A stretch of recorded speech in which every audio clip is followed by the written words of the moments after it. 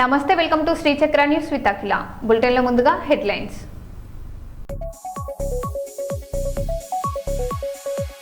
పెద్ది సుదర్శన్ రెడ్డి విగ్రహ గద్దె కూల్చివేతపై బీఆర్ఎస్ నాయకుల రాస్తా రోకో.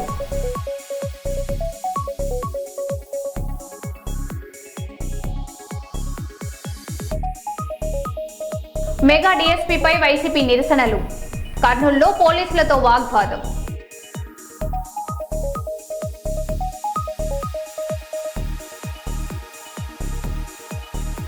హనుమాన్ ఆలయ స్థలంలో అక్రమ షెడ్ నిర్మాణం, గ్రామస్తుల ఆగ్రహం.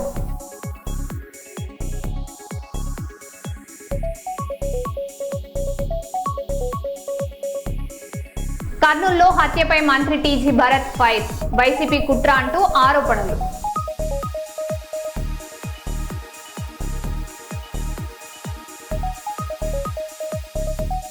శ్రీరాంపూర్ ప్రగతి స్టేడియంలో ఉద్రిక్తత, నలుగురిపై దాడి, ఒకరికి తీవ్ర గాయాలు.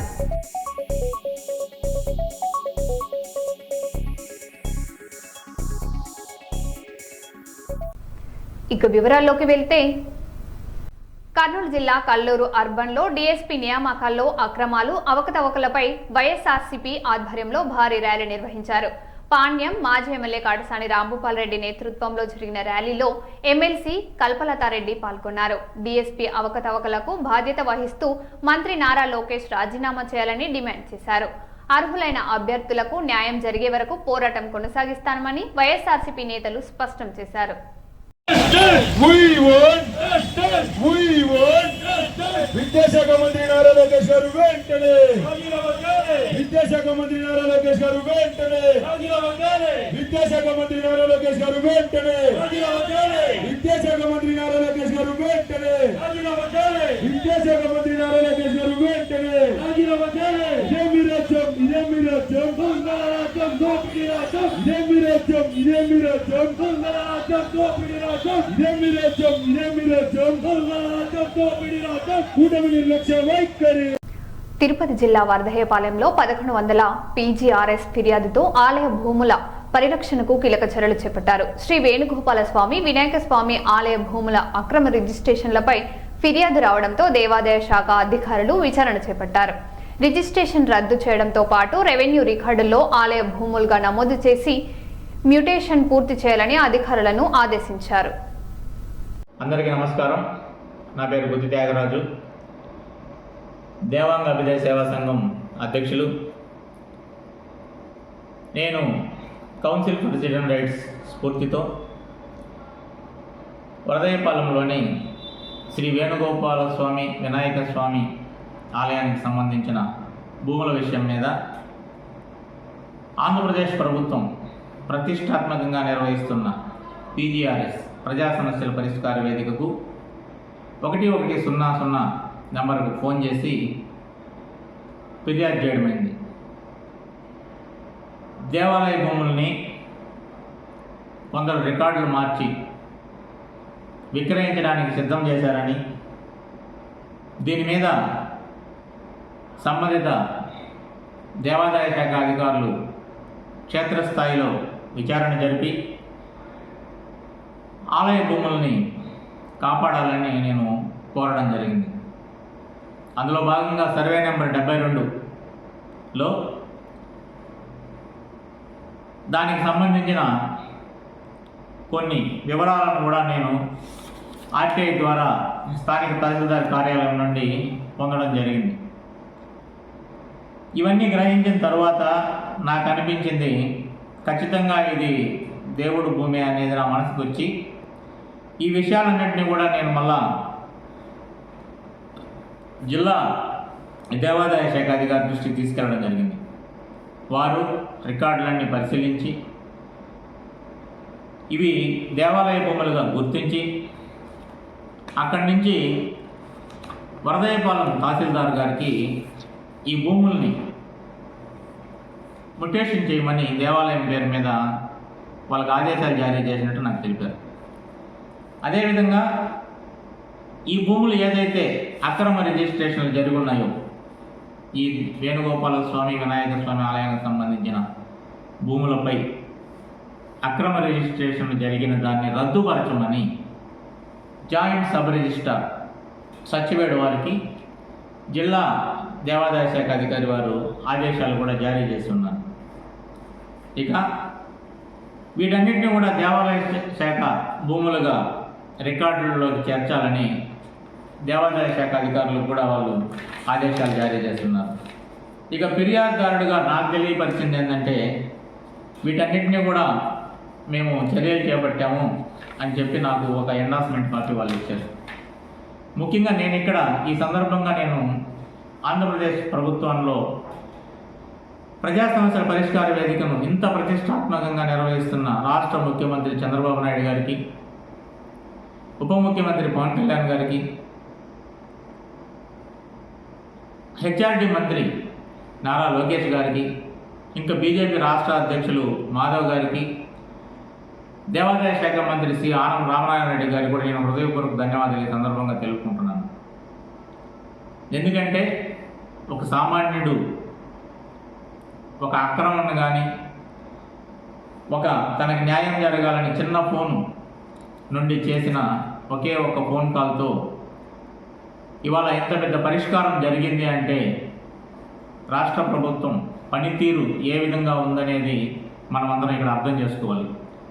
ఇంత చక్కని పనితీరును అందిస్తున్న రాష్ట్ర ప్రభుత్వానికి నేను మరోసారి హృదయపూర్వక ధన్యవాదాలు తెలియజేసుకుంటున్నాను. అదేవిధంగా ఎవరైతే ఈ రికార్డుల ట్యాంపరింగ్కి పాల్పడ్డారో, ఎవరైతే ఈ ఆక్రమణలకి ఇతర సక్రమమైన దారిని కాకుండా వ్యతిరేక ధోరణిలో ప్రవర్తించి వీటినన్నింటినీ మార్పులు చేశారో వారి మీద తప్పకుండా క్రిమినల్ చర్యలు కూడా చేపట్టాలని నేను హృదయపూర్వకంగా ప్రభుత్వాన్ని కోరుకుంటా ఉన్నాను. ఇందుకు నేను కూడా అనేక రకంగా కొన్ని మానసిక క్షోభలను కూడా అనుభవించడం జరిగింది. ఇవాళ ఈ ప్రెస్ మీట్ పెట్టడానికి కూడా అదొక ప్రధాన కారణం. ఎందుకంటే ఏదన్నా ఉంటే నాతో మాట్లాడాలి, ఏదన్నా ఉంటే నన్ను బెదిరించాలి, అంతేగాని నా ద్వారా నా కుటుంబ సభ్యులు కానీ నా రక్త సంబంధికులను కానీ ఇబ్బందులకు గురి చేస్తే మాత్రం తప్పకుండా దానికి తగిన బుద్ధి దేవుడు చెప్తాడు వీళ్ళకంతా. ఎందుకంటే ఇది నాకు సంబంధించింది కాదు. చిన్నప్పటి నుంచి కూడా ఆ దారిలో వెళ్తూ ఉదయము సాయంత్రము ఆ వేణుగోపాల స్వామికి నమస్కారం చేసుకుంటూ వెళ్ళిన చేతులు ఇవి.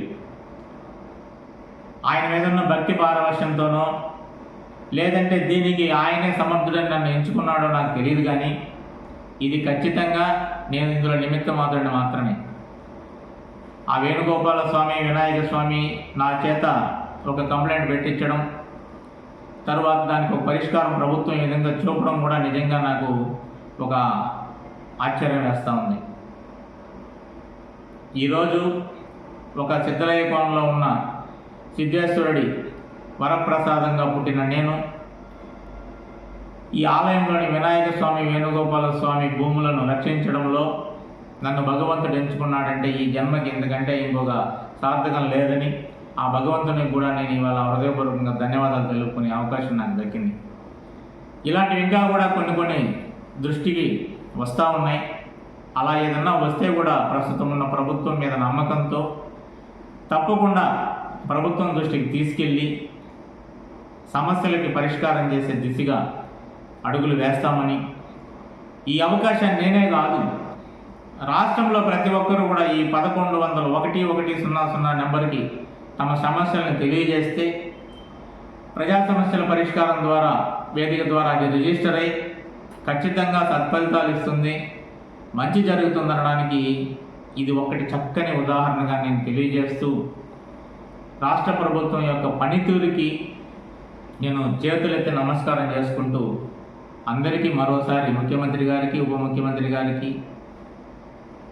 హెచ్ఆర్డి మంత్రి గారికి, దేవాదాయ శాఖ మంత్రి గారికి, ఇతర దేవాలయ అధికారులకు, దేవాదాయ శాఖ అధికారులకు అందరికీ కూడా నేను హృదయపూర్వకంగా నమస్కారాలు తెలియజేసుకుంటూ సెలవు తీసుకుంటున్నాను.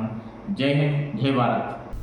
మాజీ ముఖ్యమంత్రి వైఎస్ జగన్మోహన్ రెడ్డి ఈ నెల 13న కర్నూలులో పర్యటించనున్నట్లు వైసీపీ నేతలు తెలిపారు.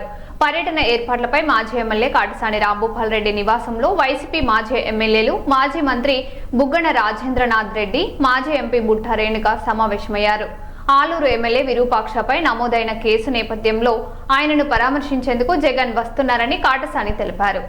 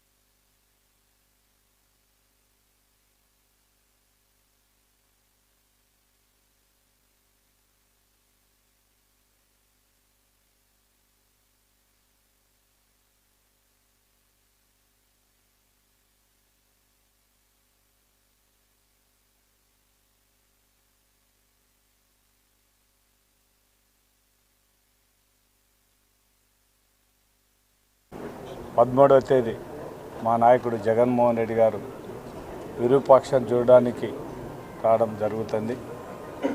ఉదయం 10 గంటలకు వచ్చి సబ్ జైల్లో విరూపాక్ష గారిని చూసి ఎమ్మడే మళ్ళా బయలుదేరిపోవడం జరుగుతుంది. కాబట్టి ఒకసారి మా నాయకుడు వచ్చేది షెడ్యూల్ చెప్పాలనే ఉద్దేశంతోనే మేమందరం కూడా మా ఇన్ఛార్జీలు అంటే 2 ఉమ్మడి జిల్లాలు కూడా కర్నూలు జిల్లా, నంద్యాల జిల్లా సంబంధించిన ఇన్ఛార్జీలు అందరూ కూడా ఈ ప్రోగ్రాం మీద మాట్లాడుకోవడం జరిగింది. దాంతోపాటు రేపు డిఎస్సి అవకతవకల మీద కూడా ఈ ర్యాలీ విషయం కూడా అన్ని నియోజకవర్గాల్లో కూడా మా ఇన్ఛార్జీలందరూ కూడా పెద్ద ఎత్తున చేయాలని ఆ విషయం కూడా మాట్లాడుకోవడం జరిగింది. కాబట్టి ఈ తెలుగుదేశ ప్రభుత్వంలో రెడ్ బుక్ రాజ్యాంగం జరిగే పరిస్థితి ఉండడం జరుగుతుంది. అంటే కేవలం పరామర్శించడానికి పోయి ఎందుకు గలాటలు వద్దని మాత్రం విరూపాక్షపోతే మాత్రం అతని మీద ఎస్సీ ఎస్టీ కేసు పెట్టడం, దౌర్జన్యంగా 307 కూడా పెట్టే పరిస్థితి. మనం అంటే దౌర్జన్యం చేయకపోయినా కూడా చేసినారని వాళ్ళే చేసి కూడా కేసులు పెట్టిన పరిస్థితి మనం చాలా మొన్న జరిగిన వీడియోలో కూడా చూడడం జరిగింది. ఆమె భర్తనే ఆమెకు బట్టలు దించి రేప్ చేసినారు ఈ విధంగా అని చెప్పి మొత్తం హరాస్మెంట్ చేసినారని చెప్పి కేసు పెట్టిన పరిస్థితి మనం చూడడం జరుగుతుంది. అంటే పోలీసు వ్యవస్థ ఎంత దిగజారిపోయిందనేది కూడా మనం ఆలోచించాల్సిన అవసరం ఉంది. మా నాయకుడు జగన్మోహన్ రెడ్డి గారు 13వ తేదీ రావడం జరుగుతుంది. ఓరవకల్లు దగ్గర నుంచి ఎయిర్పోర్ట్ నుంచి కర్నూలు టౌన్ మీదుగా పంచలింగాల సబ్ జైలు దగ్గరికి పోయి అక్కడి నుంచి విరూపాక్షతో మాట్లాడి అక్కడి నుంచి కూడా వెంటనే మా నాయకుడు బయలుదేరిపోవడం జరుగుతుంది. కాబట్టి ఒక్కసారి మా నాయకుడి పర్యటన తెలియజెప్పాలనే ఉద్దేశంతోనే ఈ ప్రెస్ మీట్లో చెప్పడం జరుగుతుంది. దీని మీద పర్యటన మీద మేమందరం కూడా మా ఇన్ఛార్జీలు అందరం కూడా ఈరోజు మాట్లాడుకోవడం జరిగింది.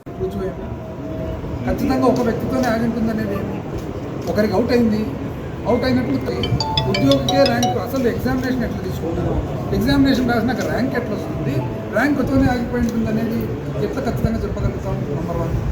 నెంబర్ 2, ఏదైతే స్పోర్ట్స్ కోటా ఉంది, స్పోర్ట్స్ కోటాలు ఇన్ని ఉన్నాయి. సో ఏ విధంగా జగన్మోహన్ రెడ్డి గారు ఏమంటున్నారు, మీరు ఏ విధంగా ఉద్యోగాలు ఇచ్చినారు ట్రాన్స్పరెంట్గా పారదర్శకంగా చెప్పండి. అంటే ఇప్పుడు ఒకవేళ ఫెడరేషన్ సర్టిఫికెట్కు మీకు ఏ విధంగా దానికి శాంక్టిటీ ఉంటుంది, ఏ ఫెడరేషన్ అయినా ఏ సర్టిఫికేట్ అన్నీ ఇవ్వచ్చు. నేను కూడా వచ్చు, మీ అందరి 10 మంది ఉంటే మీ అందరూ ఒక ఫెడరేషన్ పెట్టుకొని ఒకరు క్యారమ్ బోర్డు బాగా ఆడతారని, దాంట్లో ఏమి బ్రిడ్జ్ కూడా ఉంది మళ్ళీ కార్డ్స్ కూడా, అంటే ఒకరు క్యారమ్ బోర్డు బాగా సర్టిఫికెట్, ఒకరు షటిల్ అని సపరేట్, ఎట్లంటే అట్లా ఇచ్చుకోవచ్చు. దానికి శాంక్టిటీ ఎట్లా అని ఏదైనా పెట్టండి. గేమ్ పెట్టినప్పుడు మీరు దాన్ని అంటే క్వాలిఫికేషన్ ఎలిజిబిలిటీ ఎట్లా పెట్టున్నారు, మీరు ఎట్లా పెట్టాలి, ఓకే డిస్ట్రిక్ట్ ఏదో ఒకటి పెట్టండి. అంతేగాని ఎటువంటి ఒక రూల్ అనేది లేకుండా ఆటలు పెట్టుకున్నారంటే దీనికి శాంక్టిటీ ఎక్కడ ఉంది.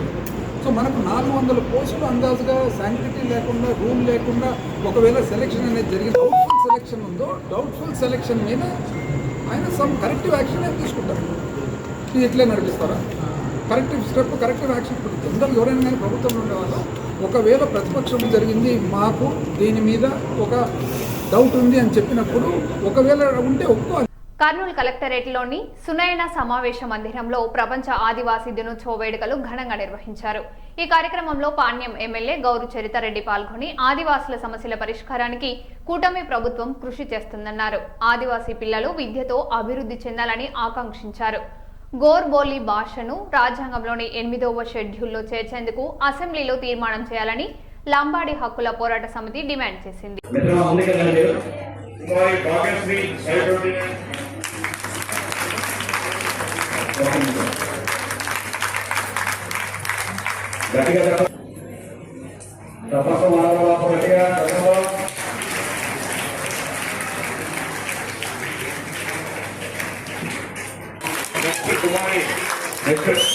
Akhilabai 535 marks all school. Akhilabai గారు 10th క్లాస్ విద్యార్థులు మేడం. మొత్తం 132 మంది రాశారు మేడం. 132 మందికి గాను 139 డిజేబుల్డ్ స్టూడెంట్ మేడం. దాని నుంచి అబ్బాయి ఒక సబ్జెక్ట్లో ఫెయిల్ అయ్యి అతన్ని తిరిగి మళ్ళీ ఇప్పుడు పాస్ చేసేది చేస్తున్నాం మేడం. కాబట్టి 100% అచీవ్ అయింది madam. Government hostel school boys Kurnool గట్టి క్లాస్ కొట్టాలా, వాళ్ళు మన వాళ్ళే, మీకంటే ముందు చదివిన వాళ్ళు. Balaji 540 madam. Badrinath 473 marks madam. Badrinath దృష్టి పెట్టినాం. ఆల్రెడీ మనకు ఓరకండ మండలంలో గుమితం తాండా ఉంది, అక్కడ ఆల్రెడీ ఇల్లు నిర్మాణం కూడా జరుగుతూ ఉందని కూడా ఈ సందర్భంగా మీకు అందరికీ గుర్తు చేస్తా ఉన్నా. కాబట్టి మీ సమస్యలన్నింటినీ మీరు ఇంకా బాలికల హాస్టల్ కావాలి అని కూడా కోరడం జరిగింది. తప్పకుండా అవకాశాలన్నీ కూడా కల్పిస్తామని కూడా తెలియజేస్తూ, ఈ ప్రభుత్వం వచ్చిన తర్వాత విద్యకైతేనేమి, వైద్యానికైతేనేమి, అలాగే డ్రింకింగ్ వాటర్కి అయితేనేమి, రోడ్లకైతేనేమి ఎంతో ప్రాధాన్యత ఇస్తుందని కూడా ఈ సందర్భంగా తెలియజేస్తా ఉన్నాం. అంతేకాకుండా ముఖ్యంగా ఇక్కడ చిన్నారులు ఉన్నారు. అమ్మ మీకు ఒక్కటే నేను తెలియజేసేది, అందరికీ విద్యార్థులకు అందరికీ చదువు పైన శ్రద్ధ పెట్టండి. మీరు జీవితంలో స్థిరపడడానికి చదువు ఎంతగానో ఉపయోగపడతా ఉంది. ఈరోజు మీకు రిజర్వేషన్ సౌకర్యం కూడా ఉంది. మీరు చదువుల్లో బాగా రాణించినట్లయితే మీరు బాగుపడతారు, మీ కుటుంబం బాగుపడుతుంది. కాబట్టి ప్రభుత్వం అందరూ కూడా ఏదైతే ఐక్యరాజ్య సమితి ఆగస్టు 9వ తేదీన ప్రపంచ ఆదివాసుల దినం అని వాళ్ళు ప్రకటించారో దాన్ని దృష్టిలో పెట్టుకొని ఇక్కడున్న రాష్ట్ర ప్రభుత్వం, కూటమి ప్రభుత్వం ఆదివాసుల కోసం, ఆదివాసీల ఆత్మగౌరవం కోసం, ఆదివాసులు ఉన్నారనే ఒక పాయింట్ మీద వాళ్ళు ఈరోజు ప్రపంచ ఆదివాసీ దినాన్ని ప్రభుత్వ అధికారులు, ఇక్కడున్న జేసీ కలెక్టర్ గారు, అలాగే ఇక్కడ ఉన్న ఎమ్మెల్యే పాండ్యం ఎమ్మెల్యే గౌరవ చరిత గారు వీళ్ళందరూ కూడా వచ్చి ఈ కార్యక్రమం ఘనంగా నిర్వహించినందుకు గిరిజనుల తరఫున గిరిజన బిడ్డలుగా మేము ఈ రాష్ట్ర ప్రభుత్వానికి ముందు ధన్యవాదాలు తెలుపుతున్నాం. అలాగే ఆదివాసులుగా మేము ఉంటున్నామంటే దీనికి మేము మూల పురుషులం. ఈ దేశానికి ఈ భూమి మీద మూల పురుషులుగా మేము ఉన్నాం. మేము మూల పురుషులుగా ఉంటూ మాకు రాజ్యాంగ పరంగా రావాల్సిన హక్కులన్నీ కూడా సాధించుకోవడానికి మా ప్రజల బాగోగుల గురించి మేము పోరాటాలు చేస్తున్నాం. పోరాటాల ఫలితంగా రాష్ట్ర ప్రభుత్వాలు మా వైపు చూడాలి. మాకు రావాల్సిన హక్కులు భూ హక్కు అయితేనేమి, విద్యా హక్కు అయితేనేమి, వైద్య హక్కులైతేనేమి, కనీసం బ్రతకడానికి నివాస హక్కులైతేనేమి మాకు కల్పించాలని కోరుతున్నాం. అలాగే మా పిల్లలు చదువుకునే హాస్టళ్లలో కనీస వసతులు అంటే వాళ్లకు మంచి భోజనం అయితేనేమి, మంచి బట్టలు అయితేనేమి, మంచి చదువు అయితేనేమి అందించాలని ఈ ఆదివాసీ రోజున మేము రాష్ట్ర కేంద్ర ప్రభుత్వాలకు కోరుతున్నాం. మేము చెప్పే డిమాండ్ అనుకోవచ్చు, విజ్ఞప్తి అనుకోవచ్చు. భారత రాజ్యాంగంలో పొందుపరిచినటువంటి గిరిజన హక్కులను, అటవీ హక్కుల చట్టాన్ని ఖచ్చితంగా అమలు చేయాలి. అలాగే గిరిజనులకు సంబంధించిన హక్కులన్నీ కూడా మాకు ఖచ్చితంగా అమలు చేయాలని రాష్ట్ర కేంద్ర ప్రభుత్వాలకు చెప్తున్నాం. అలాగే ఈ దేశంలో గిరిజన జనాభా దాదాపుగా 50 కోట్ల పైబడి ఉన్నారు. అదే తీసుకుంటే దీంట్లో ప్రత్యేకంగా బంజారాలు ఉన్నారు. బంజారాల విషయానికి వస్తే ఇక్కడ మన వాళ్ళని బంజారాలని సుగాలీలు అంటారు. విజయవాడ, తెలంగాణ ఆ ప్రాంతంలో లంబాడీలుగా పిలుస్తారు. భారతదేశం మొత్తం కూడా బంజారాలు అంటారు. మరి బంజారాలు మాట్లాడే ఒక భాష అయితే ఉంది. ఆ భాషని గోర్బోలి భాష అంటాం. ఈ గోర్బోలి భాషని మేము భారత రాజ్యాంగంలోని 8th షెడ్యూల్లో ఎందుకు చేర్చాలనుకుంటున్నామంటే సంస్కృతి సాంప్రదాయాలకు గుర్తుగా ఈ లంబాడీ బంజారాలు ఉన్నాం. నేటికి మా సంస్కృతి సాంప్రదాయాలను పాటిస్తున్నాం. ప్రతి సంవత్సరం తీజ్ పండుగలు చేస్తున్నాం. సేవాలాల్ మహారాజ్ జయంతులు చేస్తున్నాం. సాతి భవాని పూజలు చేస్తున్నాం. సేవాలాల్ మహారాజుకు అన్ని రకాలుగా పూజలు చేస్తున్నాం. అందుకనే బంజారాలు మాట్లాడే గోర్బోలి భాషని ఖచ్చితంగా ఈ ఆదివాసీ దినం రోజు ప్రభుత్వానికి చెప్తున్నాం. అయ్యా, మీరు అసెంబ్లీలో బంజారాలు, లంబాడీలు మాట్లాడే గోర్బోలి భాషని భారత రాజ్యాంగంలోని 8th షెడ్యూల్లో చేర్చాలని కేంద్రానికి అసెంబ్లీ తీర్మానం చేసేయాలని చెబుతూ తెలియజేసుకుంటున్నా. నా పేరు ఆర్ కైలాస్ నాయక్. నేను లంబాడి హక్కుల పోరాట సమితి ఆంధ్రప్రదేశ్ అధ్యక్షులుగా కొనసాగుతున్నాను. గతంలో ఆదివాసులము మేము ఒక రకంగా విజ్ఞప్తుల మాదిరి అడుగుతాం ఎవరికైనా కూడా. అంటే దౌర్జన్యంగా పోయి రాస్తారోకోలేమి, ధర్నాలు అయితేనేమి, నిరసనలు అయితే చేసి గతంలో ఇవన్నీ కూడా మా మీద పోలీస్ కేసులు పెట్టి మా నోరు నొక్కిన రాష్ట్ర ప్రభుత్వాలు, కేంద్ర ప్రభుత్వాలు. అందుకే మేము ఏమంటున్నామంటే గిరిజనుల మీద మీకు ప్రేమ ఉందనుకో, మేము మిమ్మల్ని రాండే అని అడుక్కోవాల్సిన పని లేదు. ఇది మీ రాష్ట్ర ప్రభుత్వం చేస్తున్న పని. మీ రాష్ట్ర ముఖ్యమంత్రికి ఉండాలా, మీ రాష్ట్ర ఉప ముఖ్యమంత్రికి ఉండాలా, వాళ్ళకు ఉండాలా. మరి వాళ్ళకి లేదేమో భయము, వాళ్ళంటే మీకు భయం లేదేమో. ఈ రాష్ట్ర ప్రభుత్వం, తెలుగుదేశం ప్రభుత్వం, కూటమి ప్రభుత్వానికి భయం లేదేమో వీళ్ళంటే. అంటే గిరిజనులు అంటే ఏమంటారు, నిర్లక్ష్యం ఉండొచ్చు. మరి అందుకే వాళ్ళు వస్తలేరు. మేము ఖచ్చితంగా చెప్తున్నాం. ఎందుకంటే ఇంత పెద్ద ప్రోగ్రాం రాష్ట్ర ప్రభుత్వం చేస్తున్నప్పటికీ స్థానిక ఎమ్మెల్యేలు, ఎంపీలు ఏ ఒక్కరు కూడా రాలే. మేము స్టేజ్ మీదనే అందరినీ నిలదీసినాం. ఒక ఆమె వచ్చింది, పాణ్యం నియోజకవర్గానికి సంబంధించిన గౌరవ చరిత్రం వచ్చింది. ఇంకా ఎమ్మెల్యేలు రావాల్సింది, ఎంపీలు రావాల్సింది, ఎమ్మెల్సీలు రావాల్సింది, మంత్రులు రావాల్సింది. ఎంత ప్రపంచము చేస్తున్నటువంటి ఆదివాసీ దినానికి వీళ్ళు రాలేదంటే ఇది కంటితూ చర్యగా చేస్తున్నదే. కాబట్టి మేము దీన్ని కూడా తీవ్రంగా ఖండిస్తున్నాము, దీన్ని తీవ్రంగా ఖండిస్తాము. మెగా డీఎస్పీపై సమగ్ర విచారణ చేయాలని వైసీపీ ఆధ్వర్యంలో కర్నూలు జిల్లాలో నిరసనలు చేశారు. కర్నూలు పాణ్యం నియోజకవర్గ పరిధిలో కర్నూలు నగరంలో వేర్వేరుగా ఆందోళన చేశారు. కర్నూలు నగరంలో ఎస్పీ మనోహరి ఆధ్వర్యంలో చేసిన ర్యాలీ రసాబర్సగా సాగింది. ర్యాలీకి అనుమతి లేదని పోలీసులు వైసీపీ వారిని అడ్డుకున్నారు. దీంతో వైసీపీ నాయకులు రోడ్డుపై బైఠాయించి ఆందోళన చేశారు. రైల్వే స్టేషన్ కూడలి నుంచి జిల్లా పరిషత్ కార్యాలయం వరకు ర్యాలీ కొనసాగింది. పాణ్యం నియోజకవర్గంలో మాజీ ఎమ్మెల్యే కాటసాని రాంభూపాల్ రెడ్డి ఆధ్వర్యంలో నిరసన ర్యాలీ చేశారు.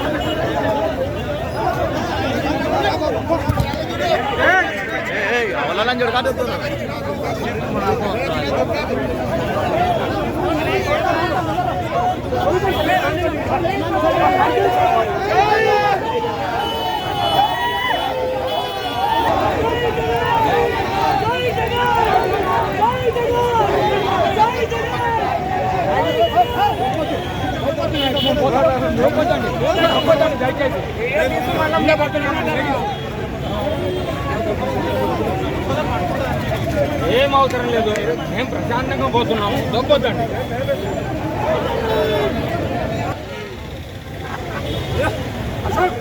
స్లోగన్స్ ఇవ్వు, స్లోగన్స్ ఇవ్వు.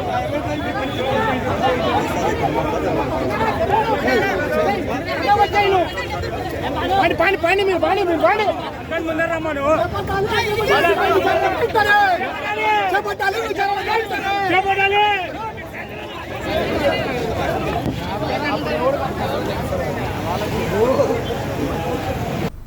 మరో బులెటిన్లో మళ్ళీ కలుద్దాం. Stay tune.